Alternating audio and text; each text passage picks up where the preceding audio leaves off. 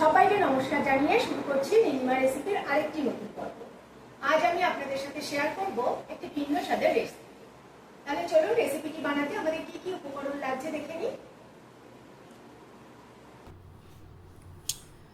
থানকুনি পাতার উপকারিতা সম্পর্কে আমরা সবাই কম বেশি জানি। এই থানকুনি পাতার গুণ সম্পর্কে বলে শেষ করা যায় না। মাঝে মাঝে আপনাদের দাদা থানকুনি পাতা পেলেই অমনি নিয়ে চলে আসে বাজার থেকে। কখনো বা বাটা করে দিই, কখনো বা শুক্তোর মধ্যে ব্যবহার করি। বিভিন্ন রকমভাবে এই থানকুনি পাতাকে আমরা খেয়ে থাকি। আজ আমি থানকুনি পাতার একটা অন্য ধরনের রেসিপি শেয়ার করব। সেটা হলো থানকুনি পাতা ও চিংড়ি দিয়ে পেঁপের পাতলা ঝোল। এই রেসিপিটা এতটাই অপূর্ব হয় যে অনায়াসে এই দিয়েই এক থালা ভাত খাওয়া হয়ে যায়। একবার ট্রাই করে দেখবেন। তাহলে চলুন কি কি উপকরণ নিয়েছি এর জন্য দেখে নিই। এখানে পেঁপে পাতলা পাতলা করে কেটে জলে দেওয়া আছে।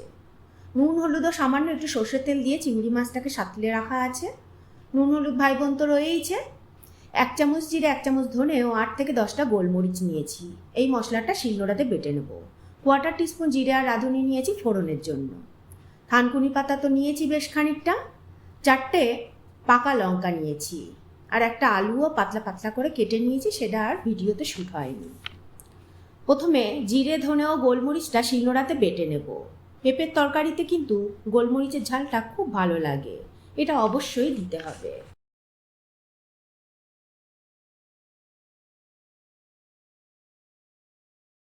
পাকা লঙ্কাগুলো একটু বেটে নিয়েছি, তবে খুব মসৃণ কিন্তু পেস্ট করিনি। দেখুন এইভাবে আধ ভাঙা মতন করে নিয়েছি। এদিকে প্যানে 1 চামচ সর্ষের তেল দিয়ে দিলাম। এবার এই সাঁতলে রাখা চিংড়ি মাছটা আবারও একটু তেলের মধ্যে দিয়ে নেড়ে চেড়ে নেব।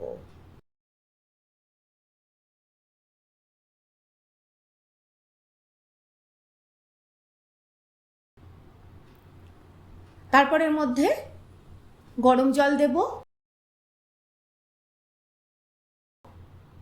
তারপরে এর মধ্যে পেঁপেগুলোকে দিয়ে দেব। আর সেই পাতলা করে কেটে রাখা আলুটাকেও দিয়ে দেব। তারপরে স্বাদ অনুযায়ী নুন দেব। ঢাকা দিয়ে 5 থেকে 7 মিনিট ফুটিয়ে নেব। এখনই কিন্তু হলুদ দেব না। আমার মা শাশুড়ি মা বলেন যে পেঁপেতে আগে হলুদ দিলে নাকি সেদ্ধ হতে দেরি হয়, তাই আমিও হলুদটা পরেই ব্যবহার করি। 5-7 মিনিট পরে ঢাকা খুলে দেখাচ্ছি। দেখুন পেঁপে আমাদের সেদ্ধ হয়ে গেছে। এবারে হলুদ দেব আর সেই আধবাটা করে রাখা পাকা লঙ্কাটা দেব।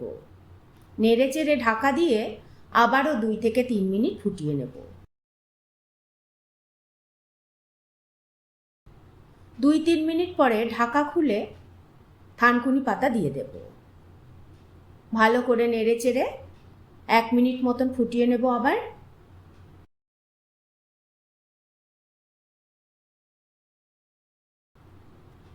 দেখুন সব কিছু আমাদের ভালোভাবে সেদ্ধ হয়ে গেছে।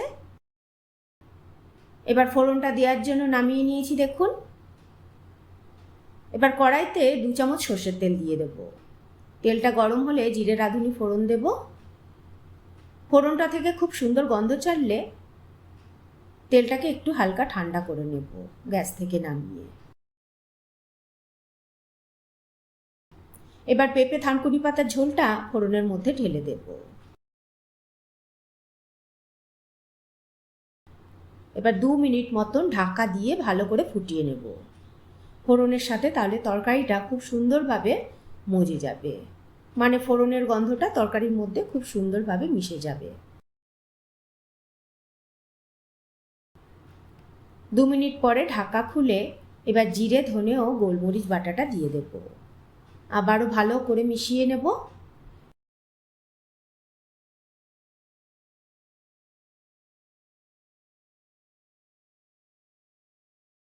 এবার এই মশলার সাথে তরকারিটা যাতে সুন্দরভাবে মজে যায়, তার জন্য ঢাকা দিয়ে 3 থেকে 4 মিনিট আমি ফুটিয়ে নেব।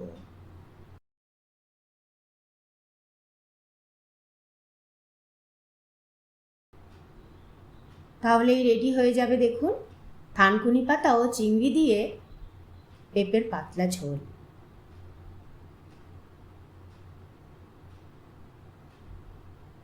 সাদা ভাতের সাথেই এই তরকারিটা দারুণ লাগে।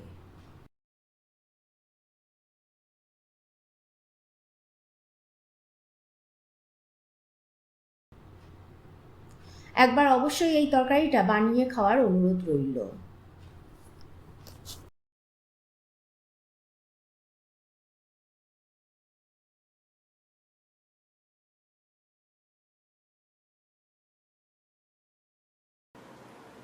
কেমন লাগলো আমার আজকের রেসিপিটি কমেন্ট করে জানাবেন।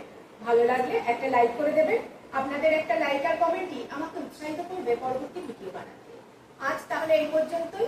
আবারও হাজির হয়ে যাব নতুন কোনো রেসিপি নিয়ে, নতুন কোনো পর্বে। ভালো থাকবেন, সুস্থ থাকবেন সবাই। লাইক, কমেন্ট আর শেয়ার করতে অবশ্যই ভুলবেন না।